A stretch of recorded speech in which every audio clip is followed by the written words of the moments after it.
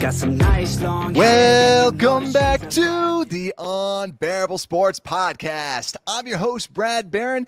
Make sure to like and subscribe if you're watching out there on YouTube. And also, this is the first of the Unbearable Weekends. We are starting your weekend off right where we bring people all over the Chicago media and Chicago podcast area too, and we bring them in to answer your questions. So thank you for everyone that has asked questions out there on Twitter, on YouTube, and we're going to be breaking these down today. Make sure to rate 5 stars if you're listening out on Apple Podcasts, Spotify. We continue to raise money for the Thorn organization, so rate 5 stars on Apple Podcasts, and I'll donate an extra $1 out to the Thorn organization that helps fight against human trafficking.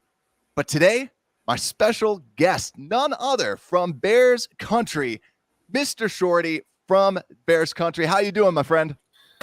Brad, I'm awesome. Thank you very much for having me on. We had you on, and you were an awesome guest, and we hit it off. And I appreciate you inviting me to come on your show with you today because I looked forward to talking to you again. We had a great time.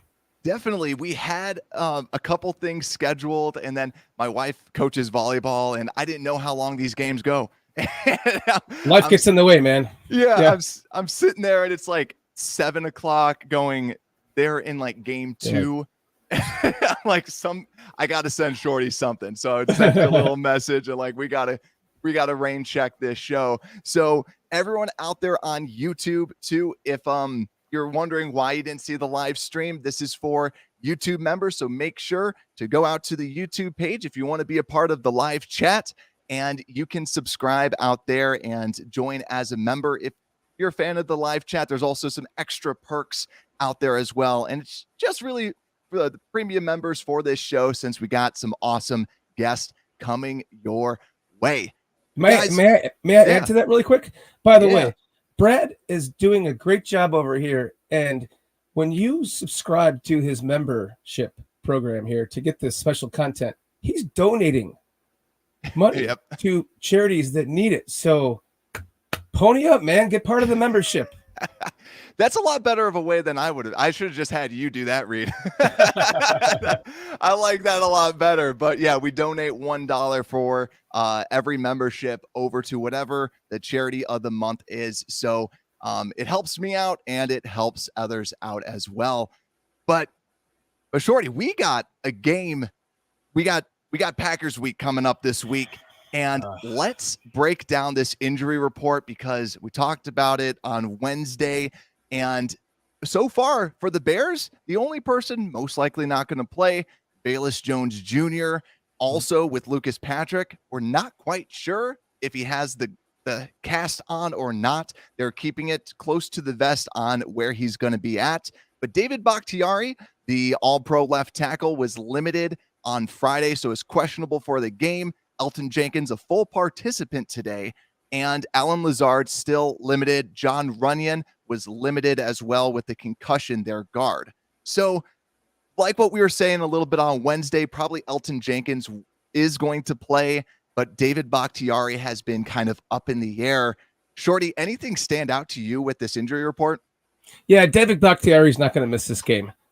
He's this is what I've been saying all the entire preseason, once the schedule came out, we are going to win this game. And I knew we were going to win 49ers, and I knew we were going to win the Packers. But just as we start creeping into the final days before this game, that's when that anxiety and that nervousness and that gut wrench just sets in again. You're like, oh, man, probably not. But so, it would just be fitting if David Bakhtiari came back for this game just to I'm not even going to say it because we're going to win this game. But the anxiety that I get leading up to these games, because the Packers are my arch nemesis of my entire life. Anyone that knows me knows how much I don't like to use the word hate, but I do hate them. I really do. Oh, yeah. And so many crushing defeats, 4th and 9 in the Trestman era, and touchdown pass to Cobb. I mean, I'm just gonna pump the brakes a little bit, and I'm gonna say I think Bakhtiari is probably gonna play.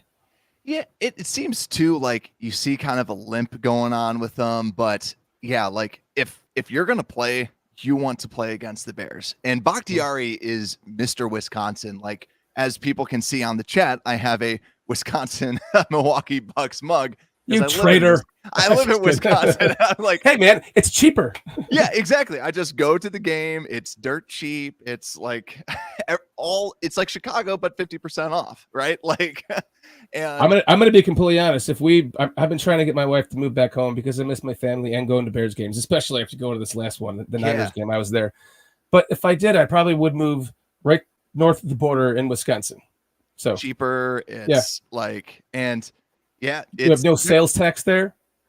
Or is it income tax? We do. We have income tax and sales tax. But it's not bad. It's not bad. Like the average price of living is a lot cheaper. So yeah, absolutely, you can. We need another Bears fan out behind enemy lines for sure. Yeah, because it's rough up there, man. I've been up there many times, like even further north, and you're like, okay, I'm not saying shit. Completely. And yeah, like it is Packer week though. We'll just kind of monitor. Bakhtiari seems like a game time decision. Jenkins seems to be like he's going to play. And for me, the biggest thing is if you can get to Rodgers with your front four, then that is my biggest key to the victory. Because hopefully, if Bakhtiari's not out there, or even if he's hobbled with the knee injury, you got Robert Quinn and a Dominique Robinson trying to attack him. Right. I'm excited for this. But Shorty, how are you feeling? You said a little more uneasy now. How are you feeling about the Bears for Sunday's game? I think we're going to win. I have the score as 24-10. Nice. What I'm worried about is Aaron Rodgers having 4 sacks. He was getting pissed off at his. I'm sorry. I'm not going to swear too much. I shouldn't be swearing on the show. So he's going to get. Aaron Rodgers is going to be upset. He knows that he owns the Bears, right? So yeah. I wanted to ask you this question in the follow up to this is. Like for me, I think maybe if Bakhtiari does come back a little too soon just to play in the game, maybe he's a little bit more vulnerable to a rookie like Robinson. I mean, Robinson looked really good that game. I mean, really good for such a late round pick, someone that had only played defensive end 1 year in college. He went from wide receiver before that and quarterback before that, and him to come out and have that game was really, really impressive. So if we can get a pass rush, like you said, going with the front four, and Bakhtiari is not 100%, I don't know what the difference is between 100% or 90 or 80% Bakhtiari and, excuse me, I don't know who the backup is who was playing, but Josh Nijman. Okay, exactly. There you go. So, I mean, I would almost bet that maybe it might benefit the Bears if Bakhtiari comes back a little bit too soon. And maybe we can catch him off guard. Yeah, I like that because especially when you have a Robert Quinn, just the speed. Right. You need your knees. You need to be able to run with that. You need to be able to shift, and he's going to be flying on the outside. So that's a good point too. Where, yeah, here's this all-pro that's back, right, 50%. Then maybe it's not as good. Same thing with Elton Jenkins, with still being questionable. Right. And I saw some Packer fans out there still saying like Bakhtiari shouldn't go. So it's a good sign. And yeah, I think no matter what, you're going to have somewhat of a favorable matchup on that left-hand side. And the stats show you shouldn't really blitz Rodgers because Rodgers just gets the ball out immediately. He understands how to diagnose a play really quickly and throw it out immediately. It's the front four. That's what the Vikings did to get in his face. So if we can do that with our front four, like Armon Watts is the player of the game for me. That's going to be my boy. I like that. That'd be awesome. Yeah, we can have an ex-Viking sack him a couple of times too, just to add to last week's game. You know, one of the things that scares me though, Brad, is that drop that Christian Watson had. I think it was the first play of the game for the Packers. Perfect pass, perfect drop back, and he drops it. That's where my nerves start to settle back in as we get closer to the game, because I start thinking, man, like he berated them the entire game. He was getting in their faces. He was upset. If he is honing that in and using that to make them better during this practice week, excuse me, I have a cold if I sound a little raspy. That's the one thing that worries me is, are the receivers going to play that much better for him this game? And now we could have a problem with some matchups in that speed. So I'm still predicting a win, but I just hate Packers games. Always just, they give me so much anxiety. They really do. They do, like, and I agree with you. And every time that I watch it, I am like extra mad at everything. Like just the rage that builds inside. It's like the no holding. There's a holding call and they don't call it. And there's last year, Justin Fields had a typical play that Aaron Rodgers has all the time. It was a offsides. It was a free play, and he threw the ball in the end zone for a touchdown, and they intercepted it. Yep. You know, Adrian Amos, I think, was. Yeah. He's got 3 interceptions in his Packers career, and 2 of them are against the Bears. So, enough said about that. Yeah. But the anxiety, like when they went to the 2010 championship against the Packers, I literally laid in bed all morning for 4 hours and meditated. And I thought about every single possible scenario that could happen in that game, from the Bears good to the Packers good, and the Bears bad, and the Packers bad. And I left that. We were in Colorado at the time. We found a Bears bar, and I left the bar shortly after halftime when Caleb Haney came in the game, and I was like, "We're leaving. I can't even watch this anymore." And from that moment on, I was just like dead inside for months. I lost all my emotion for the Bears because I'm so sick of it. So this game to me is a signature game that Justin Fields needs to take this game over, very similar to how he did in such crappy conditions last week. And I've thought this from the beginning. Once we got Fields, please don't trade Aaron Rodgers to the Broncos, because I want Fields to earn it from him and take it over. And this is the game for me that I see that happening. If Justin Fields can come out and pass for 325 yards and 3 touchdowns, and we can win this game convincingly, there would be nothing better than that. Yeah, I agree there, because they are going to be forcing him to pass. They want him to pass because, as high as we are on Justin Fields, the league is saying, you got to show us. You got to show me that if I load the box, that you not just like the break, contain, and dominate, win in the pocket and win that game. But Shorty, I'm excited for it. I still have the Bears losing on my stuff, just because I think that they take maybe the second one. I saw too, the Packers are about, in the past 30 years, they're about 50% win out in November. But in the other months, it's crazy to think they're over 60%. So that's the time to get them at Soldier Field. But if they win, it's going to be crazy. So I'm excited to see what the Bears can do. But we got to get into some fan questions now. So talking about just overall with this Bears team. So I want to talk about this center position. We have our first question from Jesse Sheeler out on YouTube. It was, can Sam Mustipher get a little love now? And I've been negative on Sam Mustipher. He's been starting out here. Shorty, do you think that Sam Mustipher has earned some love now, or what's your feeling on that? Absolutely, he has. I've said this on Bears Country Podcast that the Bears chose brains over brawn in this case.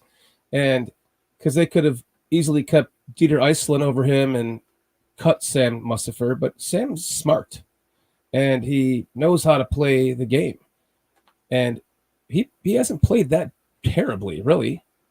So I'm giving Sam a lot of love, man. I mean, considering the circumstances, I mean, people I think are just down on Sam from previous performances because of the Nagy era. And it's really hard to judge anything from that era because it was just such a buffoonery, Yeah. Yeah, I agree with you there because I think too, Sam Mustipher to me, I think now he's gotten promoted in my mind. Yeah. He's at that Alex Bars level in my mind, where he's kind of that.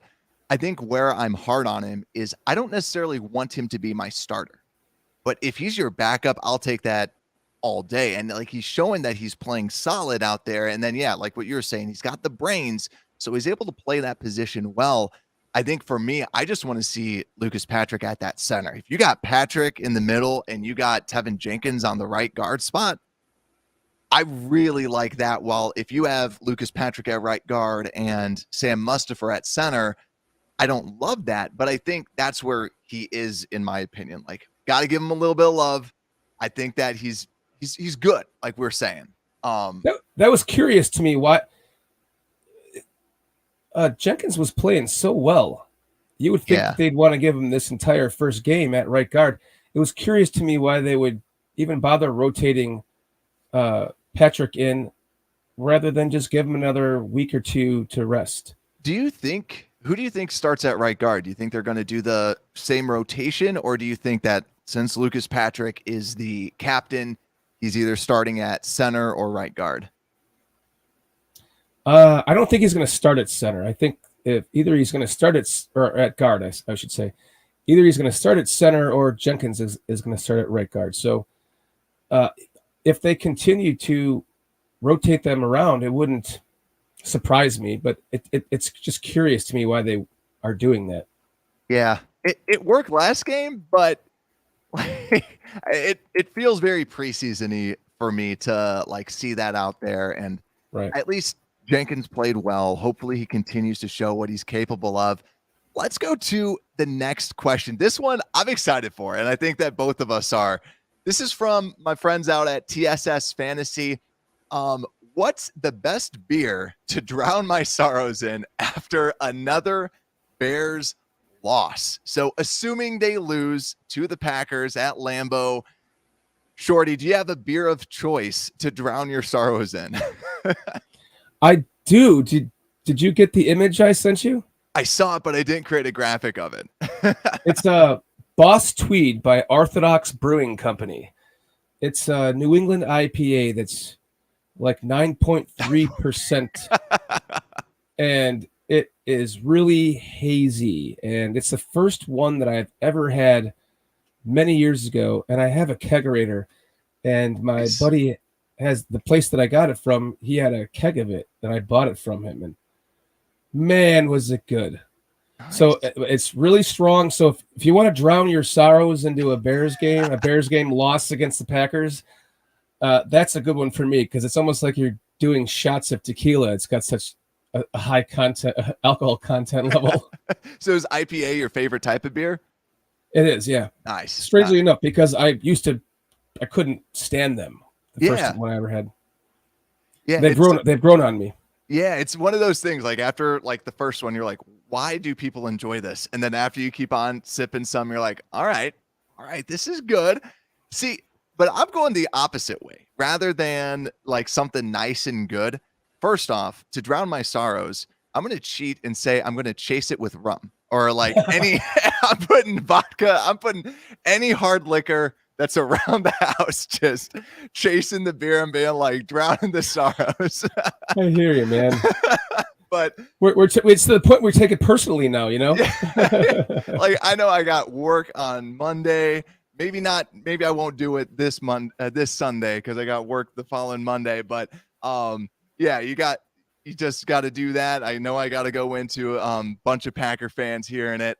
And well, that's like you have to try out the Boss Tweed from Orthodox Brewing Company. Yeah, at 9.3% alcohol volume, you don't need the liquor. Yeah, exactly. It's got it baked in. But I would say I am just going like cheap, light beer, whatever's around the house, whether it's Pabst Blue.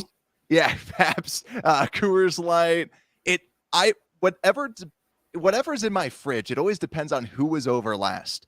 Because like if it's my in-laws, it's usually Coors Light. If it's like my brother, it's a Busch Light. If it's like depending on who it is, it's a different light beer. So whatever light beer it's in there, I'm just cracking open as many as I can, just usually watching the rest of the game, just going, "Ah, got it." But I like That's that why one. that's why you want to start adding rum to it though, because it's a Yeah, light beer. You got to move on to exactly, that hazy exactly. IPA. Yeah, you start to now you're like, it kind of tastes like an IPA. Have you ever had a hazy IPA? Oh, what? I think I might have. Like, what's the difference? But what's the difference?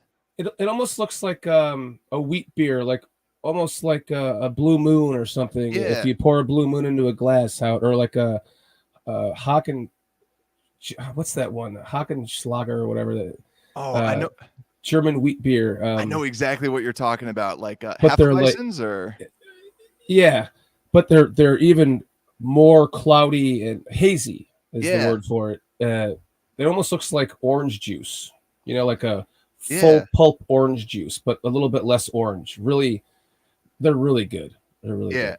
My favorite is triples. If you've ever had a triple, like it is delicious. Like on my 21st, we went out to Sprecher and like I was like, I've never heard of this type of beer. They're like, you got to try it. And it's just like, it's like triple hopped, I think. It's a tasty beer. Is that the name of the company or the beer? The beer. So it's like the style is like triple. Okay. It's probably like triple or like some Belgian saying that I'm just mispronouncing, but it's like TRIPEL. There's not a lot out there, but it's real good. I'm gonna be honest. As I've gotten older, I try to stay away from the beer as much as possible. I'm drinking the seltzers now, so yeah, they're becoming more popular. Like honestly, as I was going through this, I'm like, I got a lot of seltzers. A lot of those around the house. When I was just in Illinois, I was at a gas station, and the guy before me went into the cooler and brought out a 12-pack of seltzer, and I went in there behind him, and he got to the counter, and I put mine next to him, and I go, what happened to us men? When did this happen? It used to be you and I buying a 12-pack of beer. Right now, we're buying seltzers. You're like, got to keep the figure, like it's gluten free or something like that. Yeah. Well, they're gluten free. They're more hydrating. They're less sugars. They're less of that heavy buzz that you get where you feel crappy the next day. Yeah. So, good for them. I'm glad they made them. It works into your late 40s. It's something that the wife likes too, that you're like, all right, you get some points there. Like, I brought back a pack of seltzers for us, or, only have so many hands to carry stuff with. So, right. My wife prefers wine. She doesn't really drink seltzers. She'll taste one every once in a while. Like, what does that one taste like? Oh, that's good. But she goes right back to the wine. my wife will do that with beers and be like, do you think I'll like that beer? I'm like, no. She's like, here, let me have a sip. Takes a sip. I'm like, no, I don't. And just like hands it back without fail. But yeah, so let us know down in the comments if you're watching the video, like what is your go-to beer during a game or during a loss? Like what do you drink out there? I'm just curious, like what do we have? And for those non-21 people watching, what do you drink?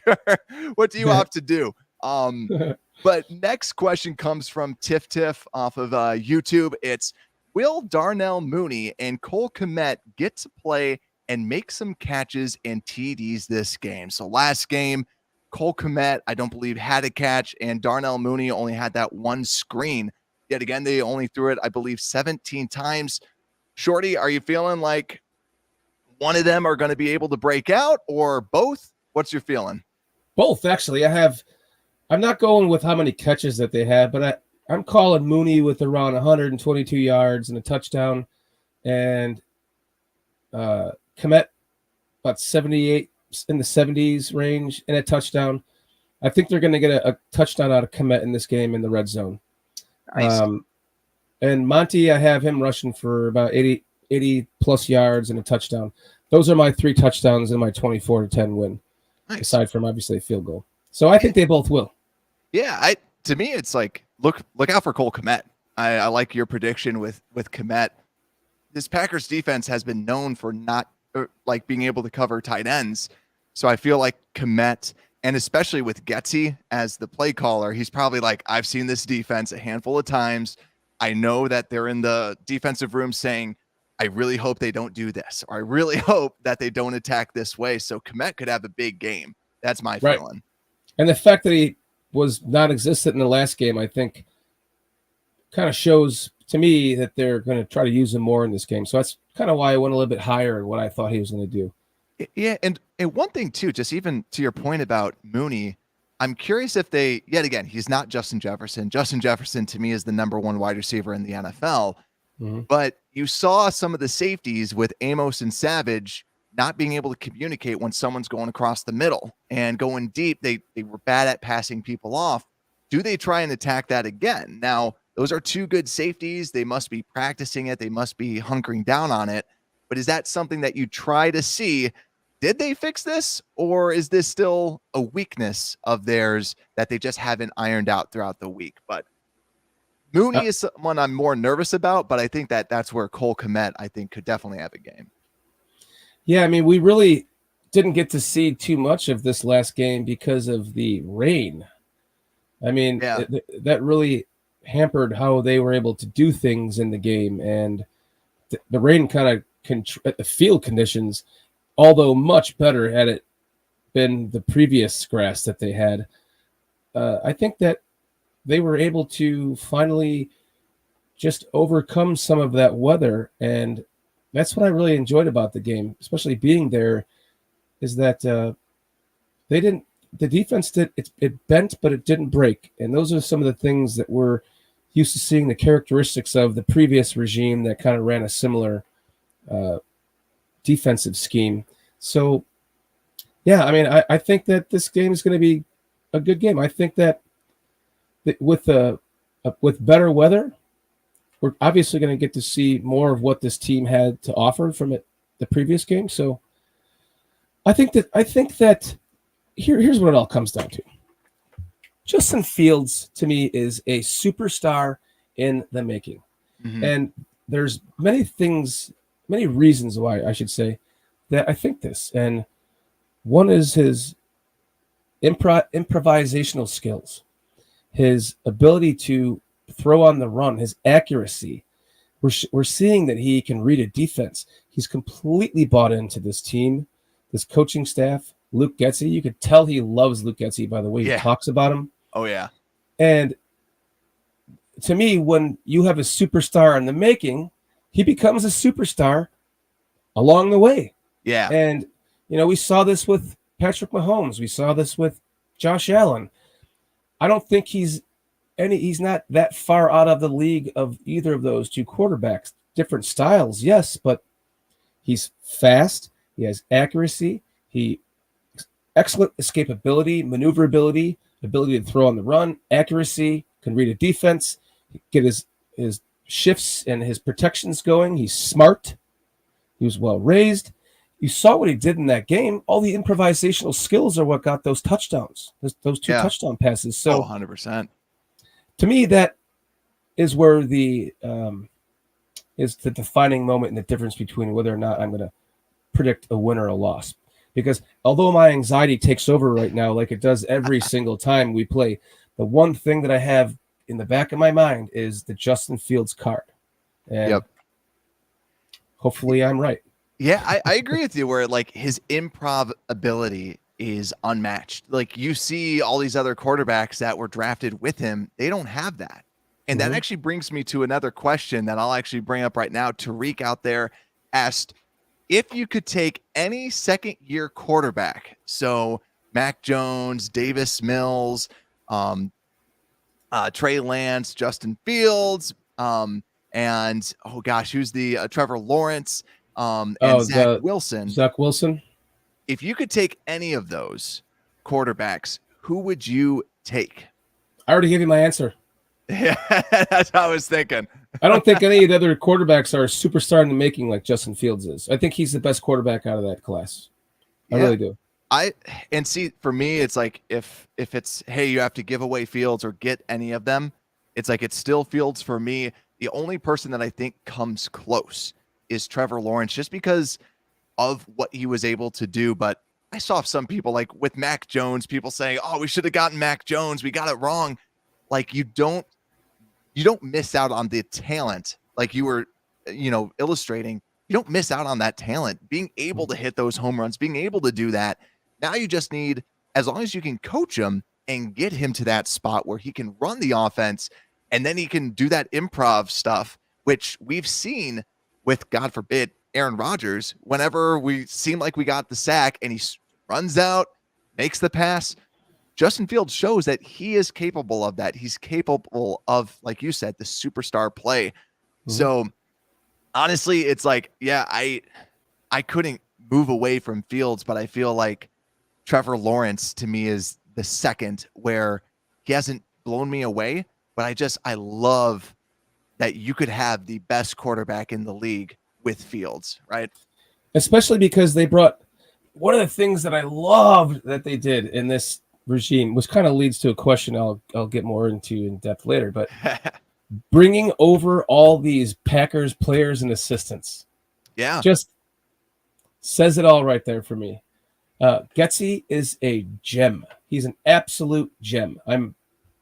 We're one game in, and I was saying this before we were in one game in, already worried that we're going to lose Getsy way too soon. Hopefully we can get Fields developed in time for that, so that the next guy like Janako or someone, hopefully Janako, would be the one to come up and take that place rather than hiring someone from out of, the team.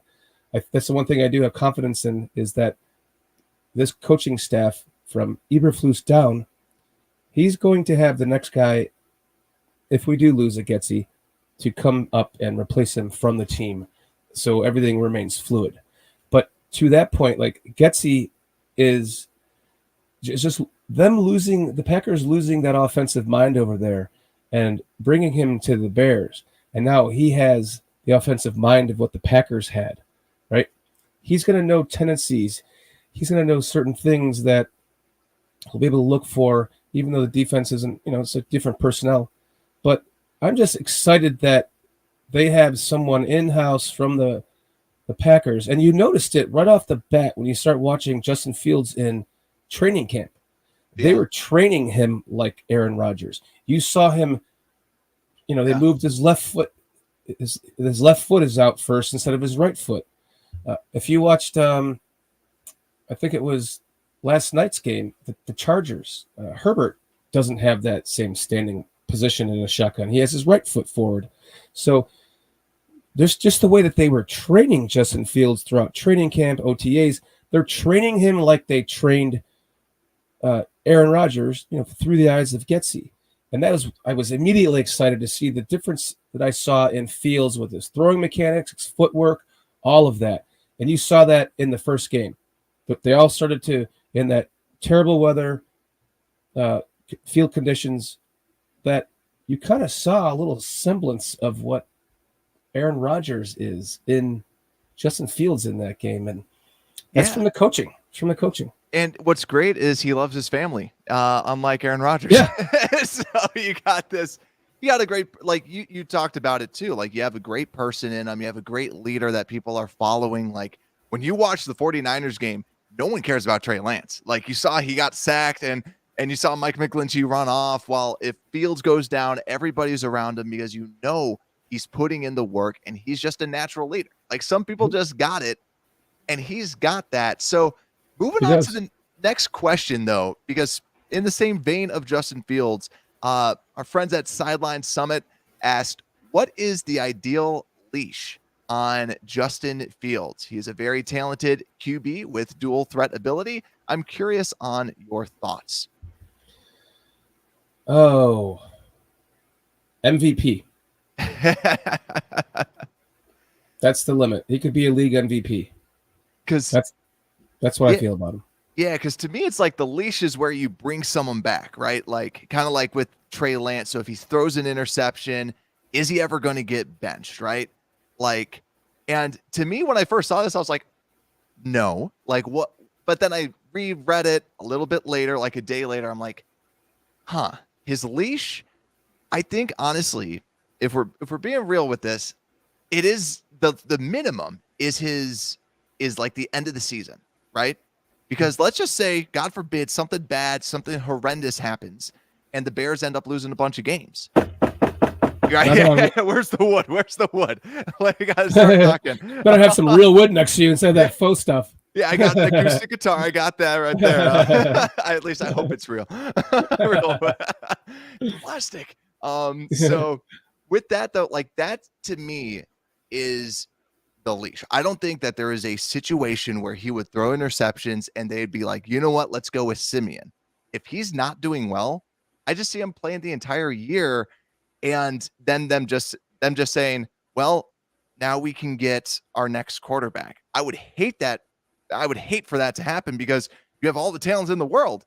Something's going wrong. Like something catastrophic would happen. That's like to me the leash on him, where I think that it's not this year at all. You feel the same way? That you don't think this year at all for like that he's going to have a great year this year? You think it's in the future, or I don't think that they would ever bench him for kind of like pull him, like do the leash thing and like pull him back so that Trevor Siemian comes in. There's like there is no chance that I could see them like yanking the chain on him and pulling him back. Like I'm sorry if I misunderstood the question. Oh, no worries. No, if there's no leash on him this year. They're not pulling him out. They're not. Simeon is not the Garoppolo, backup insurance policy. Simeon is just a good backup quarterback who knows the system, and he also happens to be from Chicago, so he loves living there again. But there's no. Just what we were talking about, the improvisational skills and the things that he did in that game, just the little things like dropping back and the rush comes into his face the one direction, but he spins his whole body the opposite direction and flips out to his left and throws that touchdown pass to Dante Pettis. Wide open. Those are the kinds of things. There's no leash on him. Yeah. There's not going to, he's just going to get better. The kid has always learned from his mistakes. He doesn't make the same mistakes twice. Like he's an intelligent kid. He's raised well. Have you ever seen the videos of his documentaries and stuff? Oh yeah, it's incredible. Yeah, his dad's making him mow the lawn in the dark because he wanted to go out after the game and hang out with his friends, and he's mowing the lawn at 10 o'clock at night. And that's good parenting. Yeah. He's solid, disciplined kid, and you can tell by the way he talks. He's never too up, never too down. And did you see the after game film when he handed out the game balls to the head coach? Yeah, I love that. That's a leader, man. Love it. Yeah. Yeah. There's no leash. There's no leash. Yeah. So 11-6. I'm calling it 11-6. So that's because of Justin Fields. So there's no leash. So with that too, you were talking about the potential, like the MVP stuff. So baseball and whatever, they also cover Chicago Cubs and other Chicago sports out there. Their question that they posted, what would you say would be a successful season for Justin Fields stats wise? Shorty, anything come to mind with this? This is hard because like for me, I've always talked about seeing him with the eyes. Like the eyes is the biggest, but are there any stats that kind of jump out for you? Well, I think a successful season would be, we have so much terrible quarterback play in our history that a successful season would be something like 27 touchdowns, 12 interceptions, 3,800 yards rushing, 3,000 yards passing, 500 yards rushing, maybe 6 touchdowns rushing. I could see something like that. I think that's a successful season for me. That's because I'm expecting more. Yeah. So I agree with that. I think too, if he can get single digit interceptions, that would be incredible. Because I think that, and another successful stat for me too is not fumbling the football. That was his biggest Achilles heel last year. And so maybe like under 5, maybe it's something that just plagued him last year whenever he was running the ball. Knock on wood. I need like a block of wood right now in my basement. I could just grab like a 2x4 and just knock on that every single time. Any piece of wood. It's just the Bears knocker, just knock on that. So yeah, that is something that he hasn't done yet. So he just needs to continue to just hold on to the football because the hits principle. Everything goes back down to the hits. You don't want to fumble the football. You don't want to turn the ball over. And we saw when we win the turnover battle, we win. And actually, it's more so whenever Eddie Jackson gets an interception, we're undefeated. Right. That's totally true. True. So there is. Yeah. But like, again, to the dysfunctionality of last year's coaching staff, it was a train. It was almost conspiratorial. Yeah. Like Matt Nagy was hired. He was a Green Bay Packer fan or a Cleveland Browns fan or something, and he wanted to get his own way, and they didn't give him what he wanted. So he tried to give him detriment to make it look like, hey, I was right. I wanted Mac Jones or whatever. You know? It's almost like it was a conspiracy how badly he managed that awesome talent that we've never had before. We've never had a talent like this at quarterback before. Jim McMahon was great. He would have been even greater if he didn't get injured. But aside from that, nothing compares to this talent. Agreed. Like, it's the way that I put it is like, I want a sports car, you know, but I'm 6'3". I don't fit in many sports cars, and I don't know how to drive a shift. So I shouldn't. So it's like, I look at that and I go, I want that. That's what Matt Nagy did. He's like, I want that amazing sports car that is Justin Fields. Then he got it. He's like, I have no idea how to handle this much power. I can't drive stick. I can't drive stick. I can't even fit. I need to open the sunroof. I need to like do something. But Brad, first off, shame on you for not being able to drive a manual transmission. You're the second guy I've talked to in 2 days. And I was talking to somebody yesterday, like, you don't know how to drive a stick shift? He's like, no, I've always had an automatic car. But you need to find someone that has a stick shift. Do you know anybody? Dude, back in high school I did, but not anymore. Like, I got a 1994 Jeep Wrangler. Come on down to Georgia. I'll teach you how to drive it. There you go. Yeah, the first time I remember this because my buddy's driving me back, like we're hanging out and stuff, and I thought that he was just messing with me because like it would, you know, it's like the just shifting gears. Yeah. I kind of laughed at him, and he's like, "What are you laughing at?" I'm like, oh, and I just like realized I'm like, oh yeah, that's you know, okay, yeah, never mind. The olden days. I'm in a horse and buggy right now. I see. Yeah, I mean, because really, there's no reason to even learn how to drive a stick because eventually everything's going to be electric, and there's going to be guys like me going, "Can I just find something with a 5 speeds that I can drive because it's so much fun?" You know, they're going to be gone. I just drive the car, like it's so much more fun when you're controlling it. It really is. I could see that. Like, seriously, I could, like, feels like you would feel it more and just. It's easier on your brakes because you can downshift. And I have all my stick shifts. I rarely replace the brakes on them because you're using the downshifting to brake and slow you down. It's just fun. Yeah, I get that there. Like, it's nicer to feel the car. It's nicer to have all that. And so let's go into. I think that this is a really good question from Kyle M that he posted out in YouTube. So this is a big one. So grade Ryan Poles' ability to get a team on the field. So he's including draft, trades, signings, cap management. Out of 32, what is his rank so far? A lot of stuff to unpack. Oh man. Well, again, I mean, you're talking to a homer right now. Yeah. So I haven't done the research on other general managers and what they've done for their teams, but all I can say is that what we have finally gotten in Ryan Poles and then him getting Matt Eberflus, it feels to me like the blind nut finally got the squirrel, or the blind squirrel finally got the nut. Yeah. So they go out and they get Poles. He's a no-nonsense guy. He's an offensive lineman. He comes in, he trades Khalil Mack. He gets a 2nd-round pick and a 6th-round pick for him, and in next year's draft, by the way. And everyone was up in arms because last year the Broncos traded Von Miller for a 1st-round pick or a 2nd-round pick in that year's draft. I think it was 2 2nd-round picks or something, but either way, it was more than what we got for Mack. And what ends up happening there? He turns 5 picks. Then he trades Khalil Mack. He gets 1 extra pick in this year's draft, 1 extra 6th-round pick in next year's draft. Then he turns that into 11 picks. Yeah. And he gets that 6th round pick in next year's draft into this draft to add to this. Because that was my biggest concern was, why did you trade? I was fine with the 2nd and the 6th, but why next year for the 6th? We need the picks this year. Yeah. And then he ended up turning that into another 2 picks this year. So technically he got 3 picks for Mac in this year's draft. Yeah. And he turned that into 11.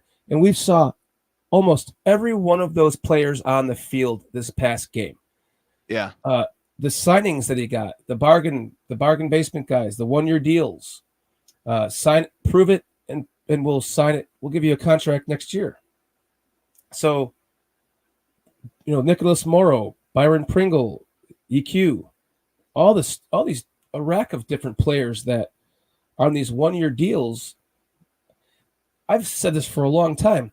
Anyone who is in the final year of their contract always plays the best. And I don't know if you've noticed that. Yeah. Oh, for sure. But if you got somebody who's on a 4-year contract, by year 3, best season, he gets a $50-80 million contract, and then he's like, oh, I have some complacency now. I'm good now.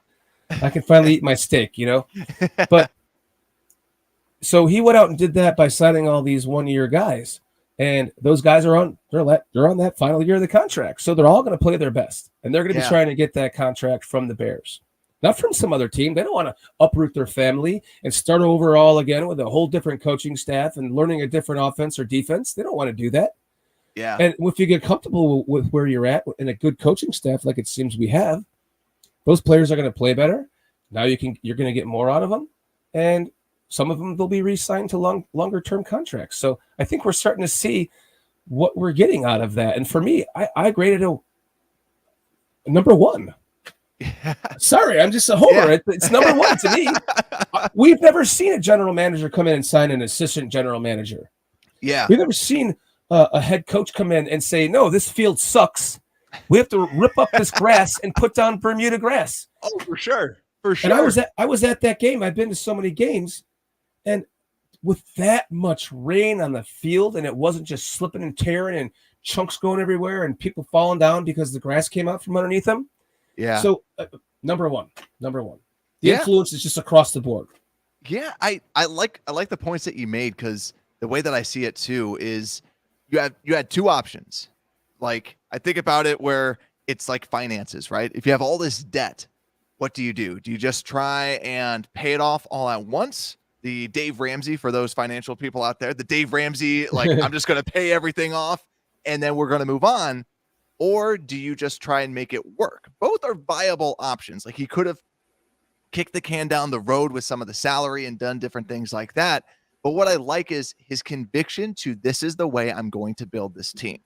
Like you're saying, trading away Khalil Mack, where that just showed, like, we are in a rebuild mode. What we're going to do is we're going to get rid of all the bad debt, all the bad contracts that he sees that's out there, and we're going to build this thing back up, and let's look for next season. And just the youth that he brought in too, the amount of rookies, I think it's like 14 rookies are on this active roster.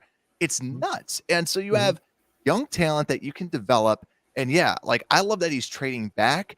He's an analytics guy, so he understands there's something to be said about someone that says, I love this guy that I could draft, but chances are, like, all the stats in the world show that majority of people aren't good at drafting people. Right. You just need more bites at the apple. You need more lottery tickets. So he did just that. He kept trading down. He kept getting picks. He kept adding players, and just, it seems like he's very focused on, this is how we're going to rebuild. We got younger. We're now building this. And to me, like, yeah, the rank overall is hard because, yeah, we don't know all the individuals. To me, though, I still rate it like a B, because like a B plus type of range, because I still would have liked to see him. Like, if we had Juju Smith-Schuster, like, on a 1-year deal, similar to like what he did with the Chiefs. Yet again, we don't know if he actually offered something and he's like, dude, but it's the Chiefs, so I'm going to go over there. Right. We don't know all the ins and outs, but I would have liked to see a little bit more bigger name 1-year free agents that we could have added to this roster. That's my only thing, but I love just his conviction to what he did on this, because the thing you don't want to do is some of these other teams that are like in one and like we're kind of rebuilding, but not really. So now Poles is counting his money going, dude, next year is going to be fun. We're going to be paying for big name free agents. The storyline of next offseason is going to be who wants to come win a championship with Justin Fields. And people are just going to be jumping on that bandwagon because they're like, we can pay you too. We're not the Rams and we're not going to give you like $3 million to come play for us. So I think it's exciting, but great question. I'm gonna have to just interject with you for a second and say I kind of disagree with you on that. Yeah. One of the things that I like about what Poles said from day one is he's not a false prophet like we've heard from Pace when he said, I'm gonna draft a quarterback every year. Yeah. Poles came in and he said, we're gonna build this team through the draft. Yeah. And that's look what he did. Yeah. Eight players from the draft playing in that last game. And Khalil Mack's not there, but we got 1.5 sacks out of a rookie. I don't necessarily think he's going to overspend in free agency because I think that he's going to build through the draft again. And kind of like what you just said, if the one guy that you want is there and you still have the ability to trade down and get 2 more guys that you feel just as good or slightly indifferent about. Yeah. But that can contribute and do the same thing to the team, if not better. Yeah. There's so many hidden gems all over the league. It doesn't matter whether you're a 1st-round pick or a 7th-round pick or an undrafted free agent. There's plenty of them in the Hall of Fame. But in fact, there's probably less 1st-round picks in the Hall of Fame than there is in, the 3rd round. Yeah. Or even the 5th round, Yeah, and I like the whole overspend too. That's another thing like we haven't really touched on where I like his whole aspect of like with Roquan, we're not going to pay you that. And I think you look at what the Bears salary cap was. I remember going, how the heck don't the Cowboys, like I remember when they had Tyron Smith and they had Van Der Esch and they had all these big contracts. I'm like, why aren't they over the salary cap? And it's because they paid top dollar for their elite players and everyone else they didn't pay. They're like, all right, well, Cody Whitehair, we're not going to overpay for you, or like we're not going to overpay. Not saying that Whitehair, it was just someone that came to mind that has, he's $10 million. Where could you have gotten something different? And that I actually really like that about him, where he's just like, this is my number. And you could tell he probably got that from the Chiefs, where we're not going to overpay for someone, but we will pay top dollar for a Tyrann Mathieu. We will pay top dollar for Patrick Mahomes, these other playmakers that are difference makers. And if you're just in the middle, and if we see you as an in the middle person, here's your salary, here's what we're offering. And if that doesn't jive with what we want to do, then we'll find someone else, because it seems like he's very focused on, I can take this money, and it's a very good approach. I can take this money and split it up in so many different ways, like Moneyball it, right? He knows he's got contracts coming up on his own team. He's going to have Mooney soon. He's going to have, Roquan is a different story. I think that's kind of, but he knows he's going to have Mooney. Kmet. Fields is going to be coming up. Kmet. Yep. Fields contract. He's going to have to think about that soon too, because now we're in year 2 of. There's only 2 more years left before he's going to want that extension. And Brisker and Gordon, they're both 2nd-round picks, so they don't get that 5th-year contract or the 5th-year contract with the final year option. It's a 4-year contract for them. So if these guys become studs, you're going to be paying them in 2 years. So why would you want to go spending $150 million to bring in some big name wide receiver when you can rely on your superstar quarterback that I think, if I'm right, and he feels the same way, and he's right, is only going to make the wide receivers on the team or that he drafts get better. Yeah. Why pay for a Justin Jefferson or a Deebo Samuel or whoever might be coming out in the free agent market next year when you can just as easily draft one with your scouting staff and your trust in your staff, and it's been paying off so far. So, and that's where too wide receivers, you're finding a lot of them in these college offenses. They're a lot easier to find. It's not like, and also too, you're seeing a lot of really good talent in the 2nd round as well. So there's it's deep because it's heavy passing. The best players want to play wide receiver. The talent is incredible. So yeah, like, and we're seeing it. Grow your own Right. talent, and we'll see how it blossoms. But Shorty, this has been fun. Thank you for the first Unbearable Weekend, and I hope that this like cheers everybody up and gets everybody pumped up for this weekend. So Shorty, how can people follow you out there? Oh, you can see me at Mr. Shorty, Bears Country Podcast on YouTube. We had you on, Brad. You were awesome to talk to. So I will say one thing: if anyone's going to go out and go to Bears Country Podcast channel, if you're going to watch none other than one video, watch the one video I made last night, which is I decided it would be funny for me to make a commercial that I could put in the middle of my podcast, like, we'll be right back after our sponsor. Oh yeah. And I made this funny commercial that I haven't been able to stop laughing at it. So if anyone here does one thing on my channel and goes and watches one thing on Bears Country Podcast, I implore you to please watch that if you have a sense of humor, because you might need an entire box of tissues to stop crying from your laughter. So that's yeah. I finished watching it, and then I immediately went like a couple hours later, I was just kind of walking around. I'm like, Shorty owns a banana hammock. Well, that came from a little joke that Swifty from Swift Sports was on, and Nomad was on with me at the time, and he said, like the biggest nightmare that I have, like I have bad dreams. I wake up and he's like, "What? Shorty and Shorty and a thong?" And so we've been kind of doing this running joke about it. So I just had this idea come up, so I got a thong, and I didn't own it. I got it just for this. Okay. And I don't wear that stuff, man, but I had to for the running gag. And the commercial little commercial I made that I'm going to start putting in the middle of my videos, I think is pretty funny. And I hope you guys feel the same way. I should also mention that we're in association with Barroom Network. So we also we live stream from Bears Country Podcast as well as Barroom Network on Monday nights at 8 p.m. Eastern time. And the rest of that is kind of in the works. I pretty much think we're going to be doing a live Thursday show as well, but some other content coming out in between because we've got a lot going on at Bears Country Podcast. So Thank you for having me on, Brad. Yeah, thanks for being on. It was a lot of fun. We didn't go through all the questions, so if your question was not answered, don't worry. We got next week for the Unbearable Weekends.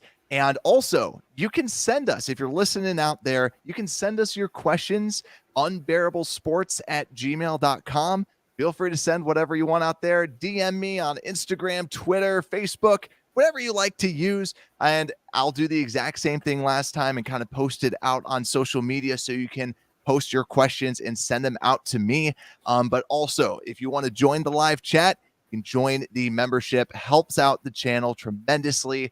And also, as Shorty said, $1 that goes out to charity. So thank you again, Shorty, for popping on. Make sure to check out Bears Country and Unbearable Sports Podcast. We're at.